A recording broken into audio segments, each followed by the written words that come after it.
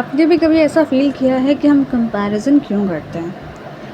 और कोई करेक्ट जवाब नहीं मिलता है कि क्यों करना चाहिए, या फिर कोई एक हम सटीक आंसर ढूँढ रहे होते हैं ना कि हाँ, इस सवाल का बस यही जवाब है। तो वो सटीक जवाब तो मुझे नहीं पता, या फिर एक्यूरेट आंसर तो मुझे नहीं पता, बट साइकोलॉजी की मदद हम दोनों ले सकते हैं, बिकॉज़ मुझे भी एट टाइम्स ये चीज़ फ़ील ज़रूर होती है कि मान लीजिए कोई भी सोशल मीडिया प्लेटफ़ॉर्म मैं यूज़ कर रही हूँ, या फिर यूँ ही रास्ते में चल रही हूँ, तो एक बार ख़्याल आता है ना, किसी को भी देखकर जिसके स्टैंडर्ड्स या फिर लिविंग स्टैंडर्ड्स बोला जाए तो वो हमसे ऊपर हो, तो ऐसा लगता है कि हम कहाँ रह गए।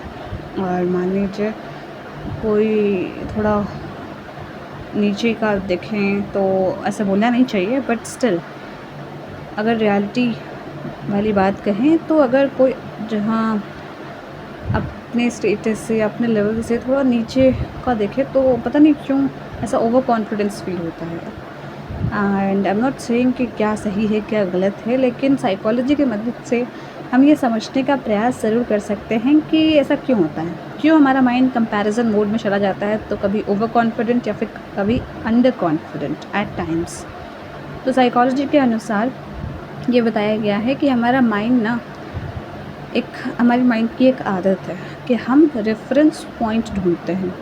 रेफ़रेंस पॉइंट ढूँढना, और वो भी अगर किसी और एक ह्यूमन बीइंग से मिल जाए, तो वही 2 आउटकम्स मिलेंगे, या तो ओवर कॉन्फिडेंट या फिर अंडर कॉन्फिडेंट। कि अगर किसी ने ये कह दिया कि वाह! बहुत अच्छा, तो कुछ समय के लिए बहुत ओवर कॉन्फिडेंस आ जाता है मन में, और अगर किसी ने कह दिया कि नहीं, बहुत अच्छा नहीं, तो अंडर कॉन्फिडेंट हो जाते हैं कि हम क्या ही हैं।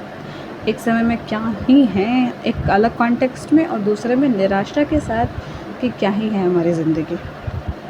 तो ऐसा क्यों होता है? ये तो हमें एक रीज़न पता चला गया कि हम रेफ़रेंस ढूँढते हैं और लोगों पे डिपेंड रहते हैं, तो ऑब्वियसली एक बैलेंस ढूँढना होगा कि अगर हम ज़्यादातर लोगों की वॉइसेस पर डिपेंड रहेंगे, तो हम अपनी इंडिविजुअलिटी खो देंगे।